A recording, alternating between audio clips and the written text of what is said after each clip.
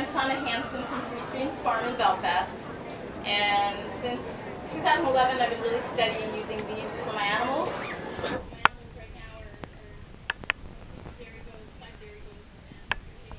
That produce here. And I shifted to the animals partly because of climate weirdness and bad weather. 2008 and 9 were really wet years, and I was growing all my biennials to feed myself, and annual grains, biennial grains, beans, vegetables, and all my garden seeds. I couldn't save them. It was just too wet. The grains were sprouting on the stalks, lodging, and then rotting, and then regrowing, and making new heads, but then the heads didn't fill, etc. So I lost a lot of seed in those 2 years, and I thought, this isn't sustainable here anymore. Meanwhile, my goats and my geese were thriving. The trees still grew, the grass still grew in all the rain. They only need to make seed like once every 80 years. So I thought this might be more sustainable. And lifelong I've been interested in how do I live on the soil that I'm on, from the soil that I'm on, so that I'm not, shitting on the slave populations all over the world, doing our manual labor for us and making, soil toxic and killing the planet. So I kind of shifted, and I bought a 2-acre pasture and added that. And then 2010, I lopped off a tree high. It was an oak tree. It was going to shade my pasture. And I thought, well, the sprouts will be out of the reach of the goats, and they want it right now. It was late August. They were telling me they wanted it, and I was thinking, I don't want it to shade the pasture. So I made a pollard without knowing the word, just reinventing the wheel for practical purposes. And the next year I found the word in a book called Lost Crafts that was at the library book sale because they were getting rid of it. And I ran to Rick Herzberg, my extension agent, and he looked it up for me and found Helen Reed's tour of 8 countries studying pollarding. She works for the City of London. I met her last year, actually. And people all over Europe are starting to restore pollards that are still there, 700 years old. They got neglected for the last 200 years. And so they're starting to die of long things that are breaking off, etc. But they live so long when you make new canopies all the time by cyclical pruning, just about everything off, and then it regrows, everything off, and it regrows. So this is a very old practice, like 8,000 years old. People were doing it with flint implements before they had steel, before the Iron Age. So they could make really great, really sharp stone axes. In Romania, they still use axes. A lot of places use billhooks. So this is Nepal currently. This is like last year.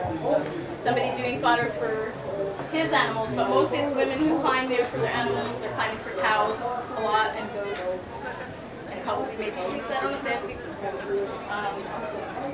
And here's Switzerland, 1953. He's up in an ash tree.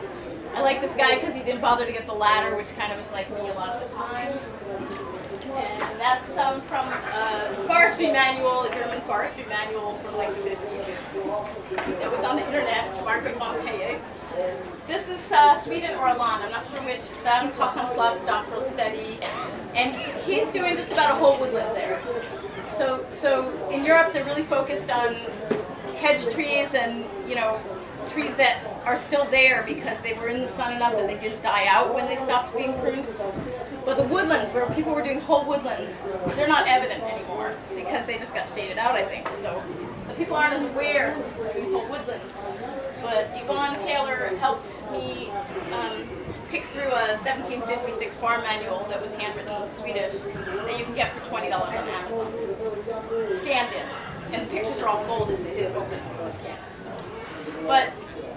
So he's saying divide the whole woodlot into 3 parts and do 1 part every year, and the yield's as good as a good hay meadow if properly taken care of.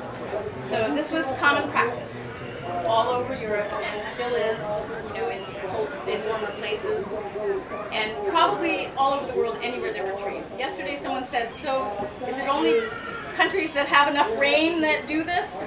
And I had to think, and then I thought about it later, and I'm like, I think most of the deserts actually were caused by humans and their livestock who hadn't learned to pollard and keep the trees alive, and were overgrazing them. or transient enough that they couldn't keep track of the cycles, and you do this once every 3 years for good soil, or once every 8 years if it's not growing so fast. Or, you know, they're like, when you have a relationship with those trees, you're able to know the energy of the tree by the growth that year, and the next year, and the next year, and you can look at it and count each year's growth, and you can get a real sense of, is the tree declining, is the tree getting more vigorous, is it happy? Your goats will tell you if it's happy. They don't eat leaves when they're sickly usually, unless it's something poisonous, and gets less poisonous when it's sickly. Sometimes, like white hellebore will do that. But mostly, if you have a relationship, then you are in touch with the well-being of your trees. So I'm really thinking if desertification, which I've read, was mostly people and animals overdoing it, causing it. There aren't deserts that weren't human created everywhere at one time. It's different. So anyway, so I think, I wish you were here again so I could tell her that, because it's not just where there's rain. And the Mediterranean countries have quite a dry spell, and there's 8 species of oaks, and they stored all kinds of oak for their animals. Till 1900, more leaf hay was stored than grass hay in Europe. And sheep were only fed leaf hay, just dried leaves. Cows and pigs got silaged or cooked or soaked in warm water or cooked. Just put it on the back of your stove. Your cows are your family. You only have a few. You don't have 100. So it was very common. And pretty much the horse-drawn equipment, I think, probably coincided with when they cut the trees and the bushes out of the pastures. The trees and the bushes were nourishing the pastures. The leaf drop all the other years when you didn't take the tops. Plus, when you prune a tree back, the roots die back, and that releases nitrogen to the ground layer. There's another thing about that. So I was reading 2 articles because I thought I can't give the same talk as 2 years ago. I have to have new information for you guys. It's my whole fun of giving these talks is I have to learn stuff. So, these 2 articles in particular come to mind of my stuff I was reading out in the goats. And and it's depressing. So I'm going to read you this and then I'm going to show you the 2 pictures. So, trees are dying. Okay, a global overview of drought and heat-induced tree mortality reveals emerging climate change risks for forests. So the news is not good, okay? You know, 2008 and 9, I'm like, okay, the annuals and biennial farming doesn't work if you want to save your own seed. Now it's like, okay, I'm climbing trees and I'm seeing all kinds of pests, and I'm seeing some trees dying, and it's depressing, and I'm going, okay, is it more now? Yes, it's more now. What's going on? And then I read articles and they say, yes, all over the world. And they've got all these charts for all over the world of observations, and yes, it's more. You know, we're on our way out, folks. It's often on the edge of range margins of a tree. It's, oops, I pressed them too much, I'm sorry. Also lagged responses, you know, the trees endure, and then they finally give up. And there's a lot of research in certain parts of the world, there's none here. It's like, we're not keeping track. Warmer temperatures alone can increase can increase water stress without drought. The tree metabolizes more, dries out more. Some trees post stomata completely, so then, like pines, so then they just don't do anything, so they're metabolizing at a low level and losing their stores bit by bit, and they're not replacing at all. Some trees, like oaks, are anisohydric, and they keep working, but then they're dangerous that they're, I don't know, the channels can collapse with life. So they're at risk, but they're also more hardy for drought if it's not too bad and too consistent, because they can at least metabolize. So before you're cutting leaf fodder, you're waiting for the tree, hopefully, to fully stock itself, restock after spring leaf out. It's all stocked in the winter, hopefully, if it had a good year. It has lots of carbohydrates in its roots and trunk, and then it leaves out and uses a lot of milk. And then if you have good weather, like this spring in Belfast, we had rain and sun and rain and sun. And I think the trees were fully stocked by like late June. Usually it's like late July, August, mid-August, late August. Different species have different I can give you a reference list, and there's one good article about trees stocking rates, different species, but it varies totally by weather. And you can tell by your animals tasting things. The Swedish farmers in antiquity, according to Håkan Slott's doctoral study, which was in Swedish, but Ivana, Black Mother's farm, was born in Sweden, so she'll help me translate. So if people want a reference list, take one. So you mean stocking, what do you mean by Carbohydrates, stocking energy. Stocking their energy for getting through the winter and being able to leaf out the next spring. Or if you're cutting things off, stocking energy. If you're cutting early in the season, having enough stock that they can re-leaf out. Like some people did strip leaf in the early spring. Like you strip all the leaves off just after they came out, say on a beech tree, and then it re-leaves with its dormant buds. You can't do that every year in a row unless it's on really, really good soil. But probably you give it, the literature says, give it 2 years off. And it totally varies by soil. Some trees on good soil, Machacek says this, he's an Austrian guy, wrote Laubgeschichten. Some trees can be cut every year if they're on really, really good soil. I just pruned a Lombardy poplar I pruned it in 2015, took almost everything off. It regrew to the same size it was before, which is this columnar crazy poplar tree. It's the only healthy one in Maine that I know of. I happened to pluck it out. It came with my pasture. It's in really probably the best soil in the pasture. It's like this low spot, it's got moisture. But 2 years of drought in a row, and I just pruned it again. 2-year growth, some of it was 8 feet long. That's 3 feet higher than me. And so I have pictures of the goats and the pigs devouring that. So anyway, so things have to stock up, and they have to have enough to get through the hard times when they can't stock up and get through the winter. If it's a warmer winter, they use up more of the stores. They're going to have less to leaf out in the spring. You might not get away with pruning it as early. Like say a beech tree, most animals only eat the beech leaves in the spring. Like lettuce, they're really high ranked fodder for spring. But then there's a date suddenly when the leaves harden off. Some years it's a month long that they eat it. Some years it's only 2 weeks or a week. The rabbits that were visiting my house one year stopped the same day as my goats on beech leaves. So it's about the leaf. It's not about the animal or about their priorities. It's not changing in the leaf. And I talked to Håkan Slott in Sweden, and they stop eating beech also in the spring. White birch goes a little longer. Yellow birch kind of can go all summer, but it's not a first choice fodder, but depending on the year, it could be almost really first choice fodder. So back to my notes here. I'm sorry, I'm going to just look at them. But so page 12 considers ecosystem. I'm reading my notes on this. Considers ecosystem change when trees die. If a lot of a species die, then there's openings, right? And some invasive exotics take those spots. So we have this like militant thing against exotics, right, and invasives.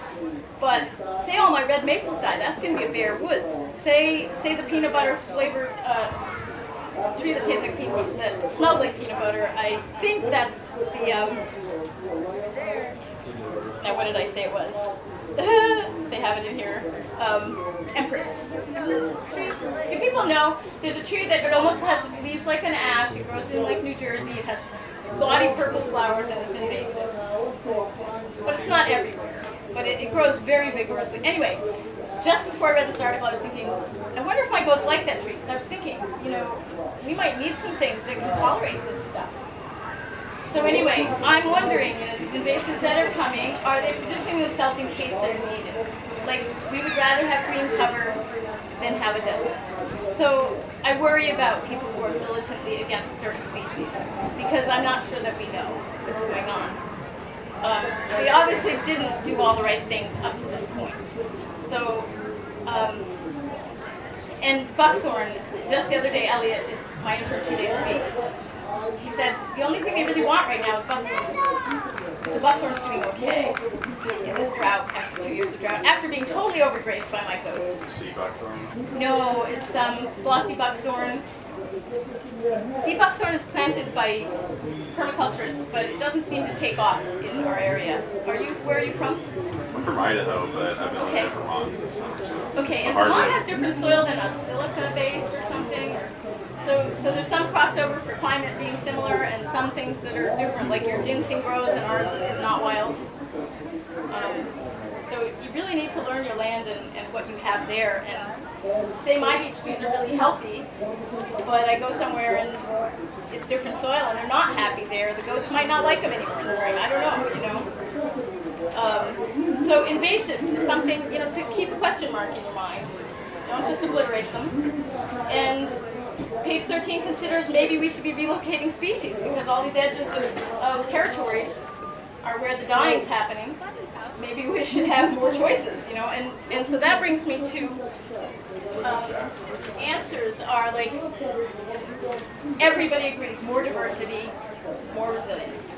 More diversity of microbes in the soil, more diversity of species, more diversity of foliage height diversity is one of the highest correlations with species counts, including every level, microbes, wild type, plant species, lichens, foliage height diversity. What do we make when we do that Swedish thing? Is foliage height diversity. The ground layer gets a little sun. The leaves come and go as you prune them, and then they grow for 3 years and prune them, and the sun comes in and the bushes start. You've got the ground layer here, you've got your Canada lilies, you've got your buckthorn or your witch hazel or your alders. Your winter berries are really good fodder. They're actually in the holly family, and hollies, I saw very old, like hundreds and hundreds of year old hollies that were collared in England for fodder. So you have every height, and there's more nesting birds, there's more insects, there's more of everything, there's more fungi. So when you're coppicing kind of a woodlot like style, do you take some trees and leave others, you know? So when I'm starting with a closed canopy, almost a closed canopy at my place, like some places have the ground layer because the soil's rich, but generally we're just about closing out and it's starting to get bare on the ground level. Sometimes I'm felling some trees. A lot of the birches I can't really pollard, and I usually use the word coppice for when you do ground level, and that doesn't work at my place because we walk with goats and they go everywhere, so they would kill the sprouts. So pollarding is when you're coppicing or you're pruning above browse height of whichever animals are around. If you have moose on snow, it's pretty high. So I make a lot of ladders and I leave them all through my woods. And just this summer we worked on learning to climb with ropes so I can do some bigger trees and not fell them. What happens if you get enough sun in, there's certain trees that will start making bottom layers again. And maybe the third time you prune it, you don't even need a ladder, even though it was a bare trunk before. So species diversity and fungi. We went to Mark Felfer's orchard as a part of the Tree Founder seminar in July that was at my farm. And he's giving his orchard rock powders and wood chips on top that have whatever fungi got started in them, good rotten wood chips. He says those fungi digest the rock powders, feeds the apple trees. They're on ledge, they have hardly any soil. It's been a drought, he did water, but his apples have 0 pests. He's not spraying anything. All he's doing is feeding the trees. They're resilient against all this bad stuff coming in the rain and snow, drought, whatever happens. You know, they're well fed anyway. It's the fungi, you know, digesting, providing food to the trees. I'm cutting a lot of stuff off my trees to get that sunlight in. You need, Hakan Slot says, at least a third of a day. I would recommend more than that mostly. The more sun you get, the more growth you get. So, but you can have trees a lot closer when they're pollarded than, say, when they're standard trees. So you can leave a lot more than you think if you're going to keep the tops small. Now, Eliza Greenman, who came to speak about a lot of things at my fodder seminar, but she's interested, she knows a lot about different varieties of trees that are columnar, that are fastigiate form, or fastigiata, as the Austrian guy says. I have a picture of one. So that you can have a lot of trees like that. There's all shapes. You know, a tall tree, it has a long shadow. On my pasture, I'm putting some trees back in the pasture. I have 3 posts and polywire lit. Polywire, it gets lit with the paddock they're in. So whichever trees are next to it get lit with the paddock they're in. So the goats don't eat them while they're young.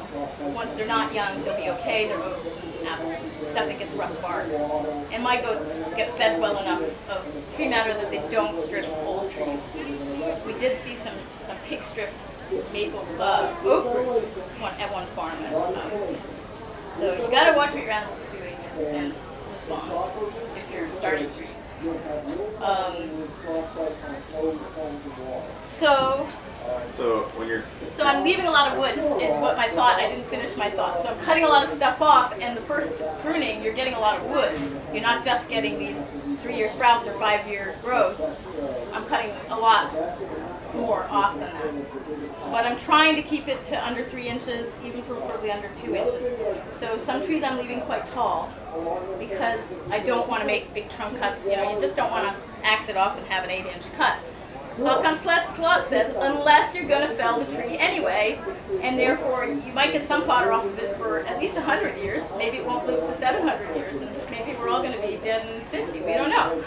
So, you know, so ideally if you're trying to go for a long-lived tree, you're making small cuts, preferably beyond a collar. Do people know what a collar is? Where a branch, where the grain changes from, say, the trunk to the branch. There's kind of a layer that prevents fungi from going across. So you're cutting out from that. It's kind of where it tapers before it goes parallel sides of the branch. It tapers out. That's the collar. So you're leaving that. And whenever you're repruning for fodder, you're always cutting in new wood. You're cutting in wood that grew since the last time you pruned. You're never going back to your original cut. You're hoping that your original cut in the first few years closes over. And then, ideally, you get these balls forming where you're cutting to collars and there's more and more sprouts at one place. And then each time you're cutting, there's a whole new layer of collars, and there's all those protective layers in that kind of like scarred up, really sprouty place. So I'm going to start. Here's the hopeful pictures. This stuff is good. Here's some guinea hog piglets eating peach leaves that I stripped off a little bit ahead. They just zip right off when they're ready to fall. Sometimes they fall green on the snow, and that's ideal because then the goats think they're nice and clean and they eat them all. But everybody loves peach leaves. I even started making tea out of them. I'm like, if they think they're good, and it was good. So this is ash leaves. Ash was the staple in Austria. The ash borers are coming. I'm leaving a lot of those trees that I would fell. I'm even lopping off to try to kill them, but leave them because I want as many woodpeckers as possible if those guys come our way. Because I did go to a talk just to find out that yes, woodpeckers do eat them. the ash borers. We have ash borers. I've met ash borers in my trees, but not the emerald ones. The emerald ones apparently procreate faster. So, okay, this is England. Here's 2 trees. Same species. They're kind of the same species as my Lombardy poplar, which is this crazy columnar poplar that usually dies in Maine. These also probably aren't quite hardy for here, but they probably are now. You might want to start planting Lombardy poplars now. And black poplars. These are black poplars. They're not a columnar shape. And this is a traditional one-ball tree for fodder that he started. The ones that we visited at Castle Morton, the trunk was from Meta Elliott, and the ball was from Meta Elliott. And if you were to be tending them, which they were not anymore, or they were trying to kind of restore them, but they were doing it wrong. But in any case, you get like 2 trailer loads off of one tree, and it would be pretty quick. And you know, they're only like that high, just out of reach of the animals. So, but these 2 are 20-year-old trees. They're 2 20-year-old trees, exactly the same stuff. They're actually from at least one of them is the arbor tree, which is a famous tree, the last tree dressing ceremony that's been continuous forever and is still going on a sprout that they replanted of the same arbor tree that fell down. The friend that has these trees planted has the stump of the old arbor tree, his geese nest in it, chopping it off every 3 years ever since. So he gets a little crop for his donkeys. This one he started lopping off like last year because it was starting to shade his garden too much. It's like 40 feet tall. Look how much fodder he's getting off of that one that he left and then started pruning. but he has to climb for it. And he lopped off the top with the chainsaw, and now it's got these like 5 maybe big like elephant trunks coming off up there, and it's like this nest. And I took pictures of the view from up there, and he doesn't want to get rid of the nest because he wants to like sleep up there. So he had me pruning way out here, and we dropped all this huge wood, and it was winter, January, and his kuni pig and his donkeys were eating it. Just the buds and the bark. So that's a black poplar. It smells, my Lombardy poplar, which I assume the leaves are similar, it smells a little like black birch. I think poplars have some salicin, maybe like birch stew and wintergreen and willow, which is like aspirin. So you can strip bark and make your own tea and have your blood thinner or your anti-pain, anti-inflammatory. So here's shapes. So there's tall and there's short. I showed you tall and short. So here's my shot technical diagram. You have lots of choices how to make your trees. And here's back to England briefly. So this is the oldest tree that was a pollard that I looked at. They estimated it to be over 1,000 years old. It's an oak. It's only in such bad shape because they stopped pruning it. It's still alive. It's got big metal props on it. It's got, way out and then it starts splitting apart and stuff. It's pretty big.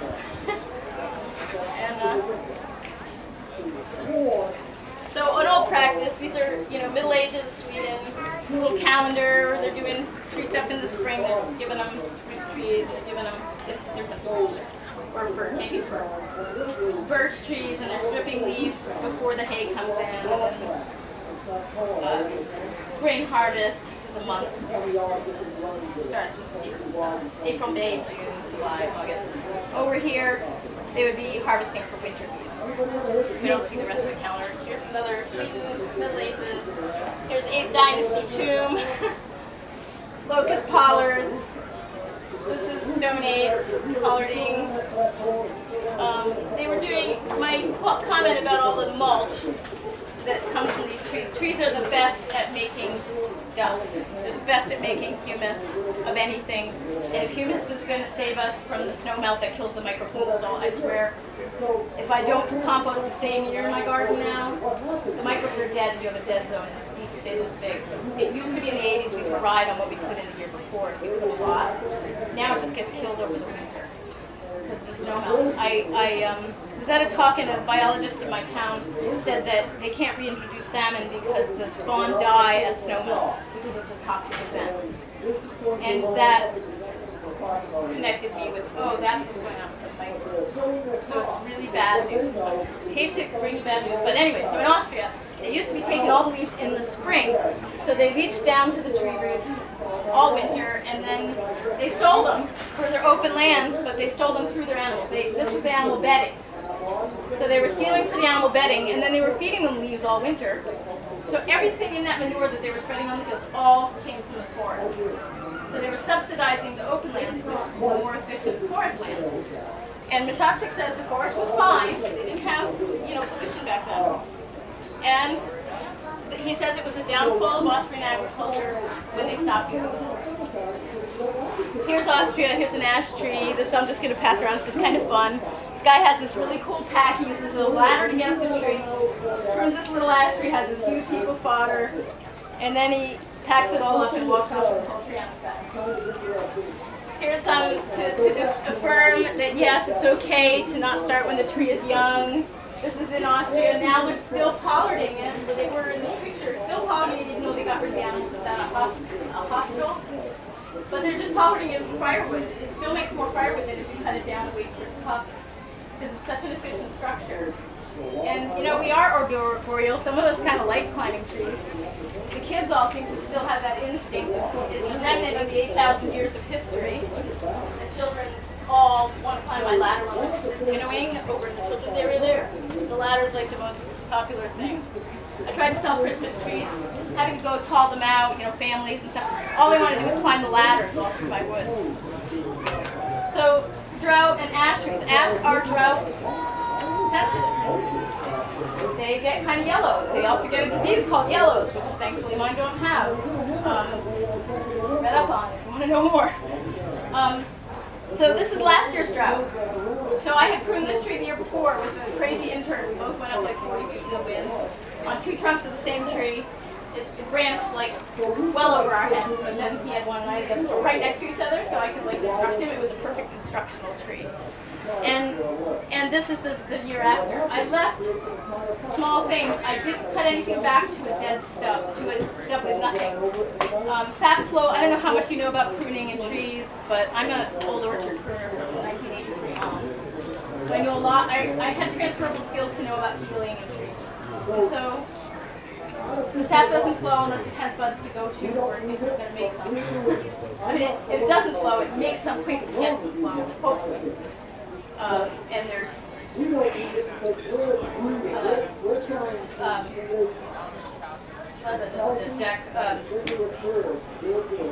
Mark Krajcek and Dave Jackie came to my house and he says, so epicormic buds are under the skin, but there's adventitious buds that just appear when they're needed. So oaks and beech are really good at that, having them appear right at the edge of the cut, right, and which is nice because then you get these sprouts and it can close right over that wound without you cutting the stuff. I see some people nodding. I hope people understand. Or you have axillary buds, which are where the leaves would have been, and they sometimes get buried as dormant buds. And then there's just dormant buds that are just kind of sprinkled. These trees know how to deal with breakage. They've had, they've been through different climate change periods. They know what to do. They put these buds so that, I mean, I don't know if you've tracked 1998 iceberg damage on trees. I'm climbing all these trees and there are certain things, it's like, oh wow, that top was gone completely and now it's beautifully closed over, and I'm sure it was this splintered thing in 1998. I'm not even sure, maybe they weather better as splintered things. Like maybe the trees know what they're doing so much. I know that everybody recommends a sloped cut versus a flat cut because of moisture retention. They don't agree on which way to slope it. I think it depends on your climate in a particular year. If you slope it north, you're encouraging fungi. If you slope it south, you're encouraging checking. Take your pick in the spot you're in on the day you're cutting and make a guess. But a slightly sloped is good and a lot sloped is okay if it's going to sprout up here. Anything that doesn't end up with a bud next to it, like if I do red maples, the buds all end up sprouting in other places and you've got this stub, and I try to cut it back so it will eventually close. So it's easy to cut them back when you're doing the next pruning and you're cutting things off. It's hard to cut them back if you have sprouts all around and a stub in the middle of them. So then you either leave it or you work around it and thread your saw over it or this or that. So this is one we pruned in 2015. The one I had not pruned yet. I pruned it shortly after this photo. This one was really suffering from the drought. And it had good growth. And 2015 was not wet either for us. It was pretty dry. But the trees were pretty happy that year. I was worried that they were happy because the rain wasn't on their leaves. But maybe the rain was that tough. But, and it was trying to make a seed crop. Stress one. It was making seed. I cut it for the goats. And it browned like the same day. And the goats weren't as thrilled as they're usually thrilled about that because it was stressed. Probably higher tannins. Animals need to balance all the different anti-feeding chemicals of all the different plants. If they have a great paddock of grass, they can eat a lot more tree leaf matter than if they just have tree leaf matter. So it's an issue when there's a drought and you're on grass and you're trying to feed them straight trees. So we end up walking our goats and they balance it with all different other species in the understory. Sensitive ferns are a big one. You could go to wet areas. So there's no great solution, but they will stay alive just to eat trees. If they don't have anything else, you might not get your milk counts up, but they will stay alive. So here's the next, this is this year, same place. So this tree is doing great. The picture's terrible because it was a really windy day and I couldn't get the leaves to stand still. But this tree's still really bright green like that. And this one that I did prune, even though it was so stressed the year before, I almost thought I was doing it a favor. I'm not sure about this. I couldn't find any research on it. Okay, when the tree is really stressing for moisture and you cut everything off, are you saving it losing moisture? Like if it gets to the point where it can't metabolize anyway, taking off some leaves, it's almost like giving it a false dormancy. So I almost felt like I was doing that tree a favor. In any case, it was in bad shape. I pruned it off soon after that picture, and it grew fine this season, which we did have good rain in the spring, I will say. Then we went into a drought. tree next to it that I didn't prune yet, the third one down, just again. I'm gonna prune that one soon. Probably next year, because I think I'm missing the boat this year. They're already starting to turn. So you leave some foliage as a sap riser? So I started to say I'm not stubbing things off to nothing on the ash trees because I'm not certain. Because everything I'm doing, you know, in Europe there's not a lot of stuff about starting pollards because they have so many to restore that are still there. And their species are different, their soil is different, every spot is different. You know, Mashotzik says in a really rich soil you can prune a tree every single year. You have to gauge the energy of your trees. So I've got these big 60-year-old ash trees with great branching. If I get up to it, to the bottom limb, I can just climb after that. And I'm talking a lot of branches like this. Now that's a nice size to cut. They hold the moisture, they sprout well. If you cut really small ones back, they don't always, and there's not much left, they sometimes just die. They don't seem to hold as well. But if you get much bigger than that, it's not going to close before it gets rotten. Red maples, it's more of a winter feed. There's actually danger to horses for red maple leaves, especially if they're wilted. But it's a staple for winter for us. They love the bark. So I do a lot of red maples because I have a lot of red maples and they're good winter food. So I'll prune them in the winter. But they get rotting right away. So I just have to assume that everything I'm leaving, that I'm cutting, anything of any size at all, is going to have rot in it.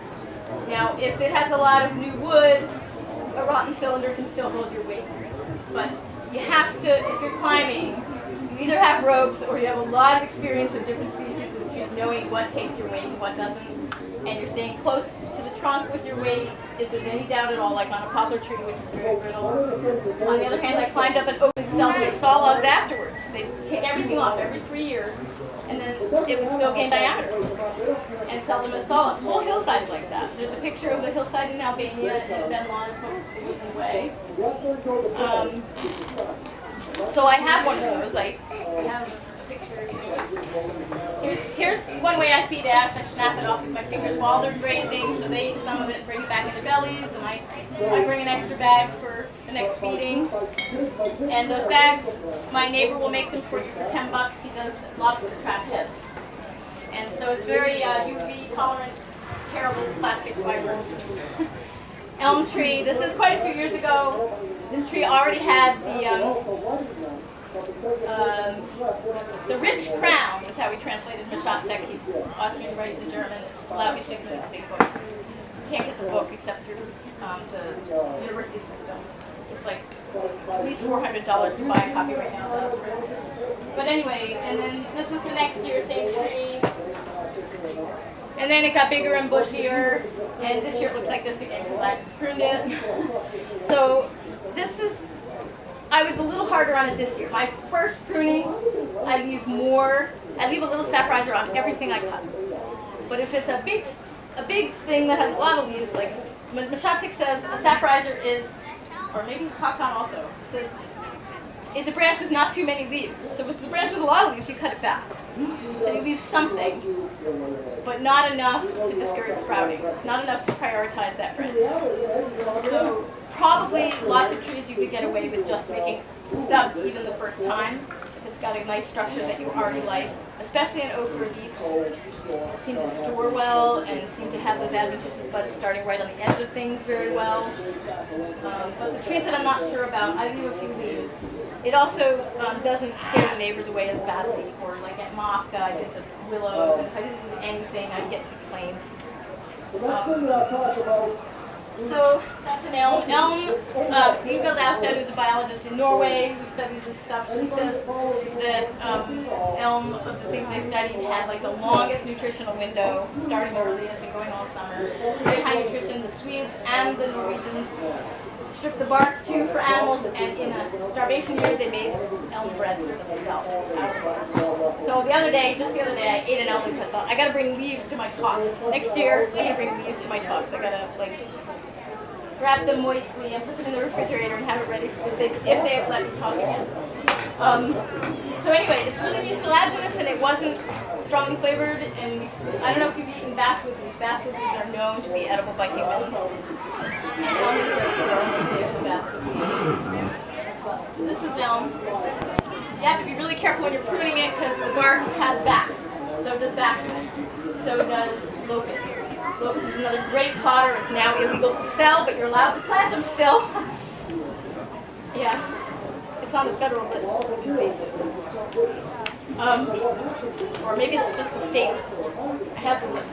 It must be the state list. Maybe it's, okay, yeah, because it's native down south. Yeah, it's really ridiculous, I think, because animals kill it. The one that I planted from Fedco in 2000 has not spread at all. I wish it would, but it's, But anyway, locust is highly nutritious, and they'll even eat the bark in the winter. They might eat elm bark in the winter off of the wood if you cut fresh wood. I'm not sure. As far as my goats, other animals are, cows and pigs are mostly getting these, and like I said, silage or soaked in hot water. Horses were getting poplar saved for them, but they also got the straw. Horses got prioritized with the grass matter. They didn't get straight limbs. I don't think. No. Well, though they used to take armies into the woods to feed the horses, so maybe there was a time when they. And willow's hugely palatable. The goats even eat the bark off of it in the summer. And they were eating the bark off of my Lombardy poplar in the summer. So this is basswood in Austria. Remember that shape one I passed around? Did that come back to me? So, yeah, it's on there. So this is just after pruning. They just pruned it off. These are the new sprouts. They pruned everything off. And these are the balls. These long, tall things. That's because they've been doing this for 100 years already. So those are the balls, or the knuckles, or the heads. And in about a month, that's going to be a wall of greenery. It's just a windbreak and for fodder. And it probably is like that on both sides. And they originally started them on wires. So basswoods, you can do a lot with basswoods. This is their basswood, though. This is Tilia cordata. So here's a one-head basswood. And ours is Tilia americana, so we have bigger leaves. My friend in England wants ours, but he says someone will notice if I send him a little tree and he plants it. They're very picky over there about stuff like that.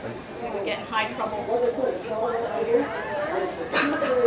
Yellow birch and beech keep their limbs in woods that's closing over. So it's handy because you can still climb it after you release it into the light. Trees that are shade tolerant release better than trees that aren't shade tolerant because they're still healthy when they're closed over, and so they're in a position to make use of that sunlight that comes. Sometimes you release a tree that's like so ready to go that it just can't make the change. And that's my reading from forestry kind of stuff, cutting edge forestry stuff that I was reading like 3 winters ago. And in the winter in between, I was reading about air pollution and the ozone from your car smokes is deadly to trees. Probably the needle drop might have to do with ground level ozone. I don't know if people know about needle drop on pines, but pine's not a big fodder for us. But this is yellow birch, and it's preferred nesting site for birds. I put this picture in to show you how hairy and then when you pollard them, when you prune it, this one's already been pruned, so it looks kind of thin, and then it just gets bushy. And then it's even better for nesting. And it tastes good, and if you need blood thinner or painkiller or, salicin, aspirin, it's wintergreen flavored, salicin or aspirin, free off of your goat fodder. I once started having a migraine up in a yellow birch, I think this was last summer, and I ate 5 leaves just because I eat them there, and it went away. So we made a storage, so you can store way easier than grass hay. It doesn't mold. I have not been able to make leaves mold. We made a bunch of sheaves. Actually, Elliot made most of them, and a labor of love. It was hawthorn. We're talking like you can get blind if you get poked, right? Over here, right over here, we made that corner. We cleared out a lot of stuff to make some seeds with the permaculture group that Karen helps get together from Belfast. And we took those sheaves the same day and we wrapped them up in a tarp and stuck them in the sheep barn. And then I came back a week later and they were beautiful and green and dry. And I stuck them in my barn and the goats devoured them the next winter. But it was cherry, it was hawthorn, which is in the apple family. What else did we have? Mostly cherry and hawthorn. Yeah, that's what I was working with. I think there was a little bit of ash maybe. In any case, all high-end nutrition was devoured it. This rack we made in July. It was before the trees were stocked. This was last year's 2016. It wasn't a good spring. They weren't stocked early. But it was the tree fodder seminar, and I was teaching people so that they would be ready to do it at the right time when they went home. So, and we were doing what we had to cut down, so just to do it. So we did red maple, which they don't really like, but we use it, and we did white birch after its window of nutrition in the spring. So they didn't like it that well, but they still, let's see, afforded me this picture. I mean, they still got excited, but then they didn't eat it all, you know? So then we took a certain amount of it to Susan Littlefield's milking sheep, and they ate the rest of it. They're less spoiled than I can. And so I have a fur rain roof on it, and it did get brown on the outside, but green on the inside. It shed water okay. Here's a traditional one longer ago. This is a different style. Ours is horizontal poles. This is vertical. And if people want to pass this around, because I know I don't have time, there's more historic pictures of making the sheaves, and there's some hay stacks. Okay, here's the racks. This is probably more like the one we did, except we did it up in the air, which is also what people sometimes did. And his book, which is on your reference list, which you can get through the university system, and it's also not in print. I got my copy from him for big money that I sent him in Swedish money somehow. What's that telegram company that I never did before? I did it for this. There's a lot of pictures of these, all different ones. Long, low ones that were near the homestead. All of, other ones up in the woods that had a fence around them instead of being high. All different solutions to not having cows eat it before this time. These ones in the woods, they probably brought the cows there. Some sheaves shatter more, some sheaves don't, depending on the species. You can dry it and then carry it. That's really light to carry. But it's going to shatter. You don't want to do that. Shattering, being crumbly. So, you learn what you have to work with. Okay, doing all right. Dangers. This is me cutting winter maple. I'm lopping off some tops of maple to let sun in and have some sprouts. And this little piece of wood off this tree, like this big, bounced on its top and whipped 3 of my rungs underneath me. Just to know that, you just never know. Just don't do it when you're tired. Even little trees up in the air. I was kind of embarrassed, but then I took a picture. I thought, get over my embarrassment by showing you. This is my goats eating bark back when there wasn't a stress year. Last year, after the drought all summer, the trees, they didn't perform as well. So, there's no easy solution when there's drought. But to have more different choices of how to feed your animals helps. And I think I was the only person last year in all of Vermont certified farms that didn't need the pasture rule to be wavered. They wavered the pasture rule for us, and I was still needing it. Because when you drop brush and the animals are there, that still counts because they have free choice of many species. If you carry it to the paddock, then it counts as rations because they're not having as much of a choice. So as long as they came with me, I was meeting my pasture. Locust, just to give another plug for the nutrition of locust. This one managed to make it past my goats. They come to me in the town leaf pile. They germinate, they get this high, and the goats kill them. But I defended this with my life in the leaf pile, and it's doing good. It's bigger than this picture now. These were 2015 pictures mostly. And then I added some to this here. Buckthorn, another one. They do strip bark in the winter if you give it to them in their yard. They don't do it in the woods because I give them maple and they prefer it. But the leaves are a prime choice right from spring right until late fall when they hold on longer than oak and stay green. So do not kill your buckthorn. The goats will kill it if we let them. And the sheep and the cows will. I talked to a cow person who was making silk pasture about it, and he said he's glad the cows are killing the buckthorn because it's an invasive. And I said, well, you might regret that because it's really nutritious. And that's why it's called buckthorn, because the deer love it. And shifting species around. Here's a Norway spruce that came with my Lombardy poplar. And lo and behold, my goats got really excited when I was pruning it to let the apples that someone planted on the south side of it have some light. They love it in the spring. In May, they were all over it. May! We're talking the Canada lilies were already out before them. So and in Europe, they were climbing with spurs up spruce trees. We don't know what kind of spruce. Maybe it was Norway spruce. For animal bedding, there were all different countries. There were traditions of spike climbing or just crazy climbing up these 200-foot trees and cutting off 1/3. Either they left the top or they left various branches. I've seen pictures of those. On the way down, they cut the stubs that they left on the way up to climb up, or just start at the top, whichever. And they were using it for animal bedding. But I think if it were Norway spruce, we're probably eating the bedding too. Acorns in the spring, even sprouted, they were using in the spring. So oak trees.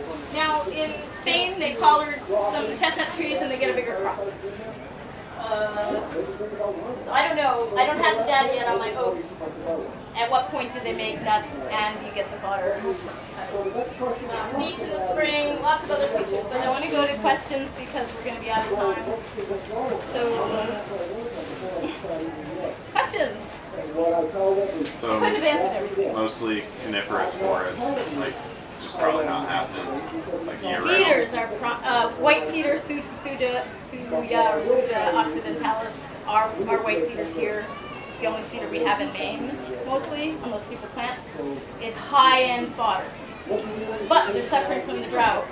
And when you're releasing them, keep in mind that an ice storm will break them off. And I like to leave what I call a backbone tree. If the tree's up against another tree, leave that tree on the north side of it, just to kind of shed some of the snow. Because especially, they're okay if they've been in the open the whole time. But when you're releasing them and they're tall and thin, they tend to break. We lost a lot in this one November storm like 5 years ago. It broke a lot of apple trees and broke almost all my cedars off.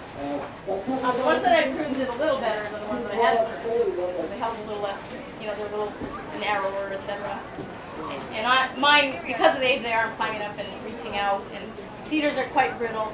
So you're hooking your foot over a branch back here, and you're trying to put your weight on lots and lots of things, and have the trunk in case the other things break off and reaching out, or having a rope, or a ladder on the outside, depending on the tree. If it's gotten quite large, you can't reach to greenery, and I'm always cutting back to greenery. I'm always leaving about 1/3 of greenery on, and I checked it because there was one next to a nut pine that I planted, so I thought I could sacrifice it, and I shredded it, I cut everything off like I've done with an oak and a beech, and they do fine.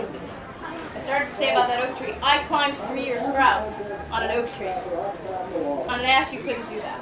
On a poplar, forget it. But on an oak, the 3rd year, I didn't need a ladder. I'm like, okay, time to cut it again. Do I need a ladder, don't I? And I tried, and it's like, oh, they're so firm. Everything was cut off. Okay, so and the other softwoods are food. Sometimes the firs, my goats strip the bark in the spring. They do eat some fir, they'll eat it if they don't have other evergreens. They want something evergreen, just like salad, but it's not a staple. And same with pine, they'll eat it in different quantities of fir. And they'll also strip bark at certain times on pine. But it's a window of time, and certainly not in the summer. And hemlock is higher on the list. Hemlock is right under cedar, except that after the drought year last year, they didn't want the hemlock. Hemlock's already high tannins. Maybe it was too high tannins last winter. Most winters I could feel a lot of hemlock. And the wild rabbits come forward as well. You meet them there out in the woods. Other questions? What about the sugar in the leaves? Do you have to worry about that at all? Like bringing goats? I'm not worried about goats that get choices of pollens. They know what they're doing. And I've had one friend had a goat. She said they were better box elder. I brought a bunch of box elder from here from off it, because Jack was a powered one, to my goats, and they ate it up and they were fine, but I didn't just give them that, because they always get walks of goods and choices of things, pasture paddock, and maybe something in it some other year. And other animals, horses are really sensitive to maple. Horses can die, I've been told, of black walnut. My goats burn themselves with black walnut. I bring them reams of leaves, and then I bring them reams of leaves 10 days later. I dry some for winter in case they need to be burned. And I burn them with 2 other plants as well. I don't buy any wormers, but horses are touchier. So definitely learn your species of animals, because I'm not an expert on the ones I don't have. I'm not an expert on the ones I have, because what they and what they're bred. Always spotty. There's always more. And there's always more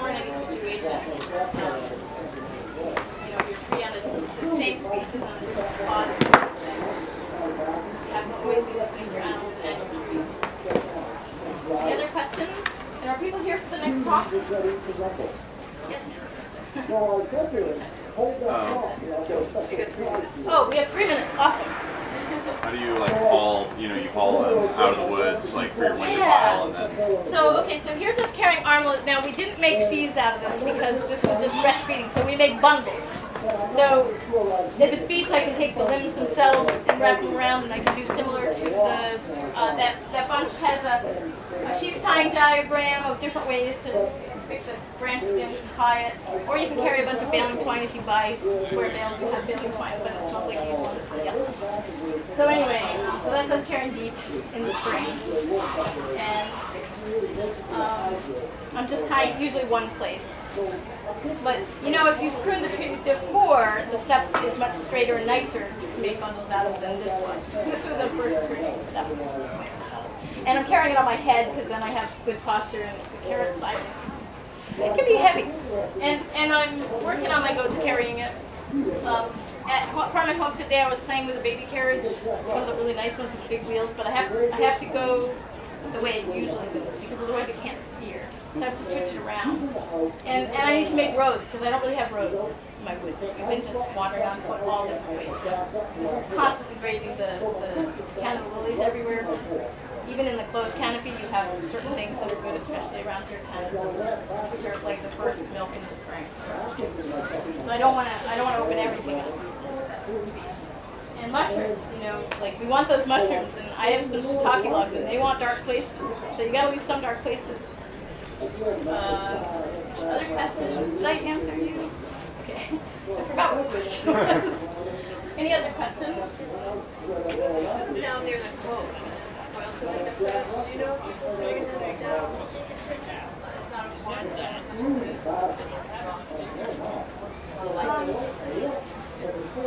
Yeah, you know, I don't know a lot of people doing this in the U.S. Yeah. Let alone Maine, let alone the coast. But I know one person who's cutting a lot of woody stuff for her Icelandic sheep in Sedgwick, and she's a fisherwoman. And she also feeds them a lot of seaweed, which she actually trained them to eat more seaweed. Yeah, we live in Brooklyn, we're right next door. Okay, so I should give you her name afterwards. Remind me. Okay. I have not met her in person. I've met her on the telephone. I forget how I got she contacted me.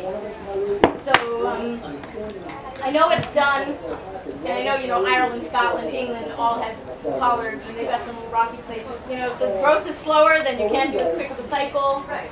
You know, I've got a beech tree that I shredded. I took everything off, and now 5 years later, it started with the puff on the top. I rolled that tree. That was the year after. But now it's got all the way down. It's like, it's added branches every time it has sun. But it took it a while. And I'm ready to prune it. So you get a lot of one. That's a white birch. The white birch is back here. And that's like all off of that tree one tree. In the spring when they like white birch. Any other questions? Anybody who hasn't spoken? Anything you want to add knowledge-wise? Have you done anything with trees or your animals? Or your animals tell you that certain things are good to eat? Should we close it up? Thanks, Shana. Hold up the have a big picture again. Yeah, oh, mulberry.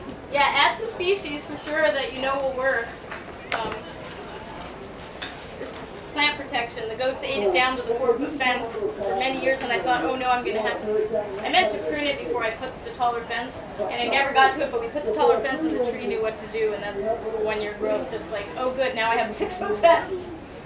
I think they're going to be all right, the mulberries. Yeah. There's lots of, here's my oak shred after I just pruned it, that I was able to climb the sprouts. Here's the Lombardy poplar when I just had pruned a big armload off for the pigs and the goats. I've been forgetting to hold the pictures up for the camera. Here we go. And that was 2-year growth on that. 2 years of drought growth. And they're eating it here. And then here's the pigs getting their armload, which they didn't eat that whole armload. I gave them too much. But they ate it quite eagerly for a while.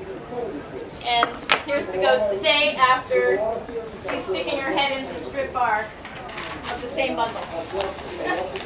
So they really liked it. And now, and then more recently, I cut some big tooth aspen for them off of a pollard that's next to leaf pile from the town, so there's good compost. That tree will be a week longer for sure than the ones that don't have compost. Definitely leave wood to rot, make that dust. It's your only hope against what's coming down in the snow and rain and climate and everything else. Oh, so the thing about root dieback that I forgot to say yesterday, since you're here for one more minute and you haven't left, the root dieback when you prune feeds the ground layer. I said that earlier. Gives it nitrogen. It also adds organic matter. My literature on drought said root turnover is one of the best things for soil aeration. That helps with waterlogging, and then the organic matter helps with drought. So when you're pollarding, you're also pruning the soil down under the surface, just with that root die-off and regrowth, die-off and regrowth. It's just amazing stuff, and people, did this for so long. Here's so I learned recently that the Swedish, one of the things I was translating recently was Ivana at Black Oak Farm, president of the Catholic Society, she's Swedish, is that poplars and birch, in Swedish they were calling them water trees. Well, so I cut poplars sometimes late because I hold their leaves green till quite late. So this was late last year. Even despite drought, it was beautiful. They ate it right up. They ate it up so well I didn't carry any, so I didn't cut any branches off. I left them all on the trunk. A whole tree laying on the ground. This spring, two trees completely leafed out again. Even in a drought year, that poplar held so much water in that trunk that it was able to give us one good crop and give us another crop the next year laying on the ground, which the goats devour. So I don't know if birch does that because I don't feed birch in the fall. White birch is spring, so I don't know if birch does that. And this was quaking aspen, which hold their leaves a little longer than the big trees. But both are good causes. Thank you all for coming. Yesterday I had 4 people.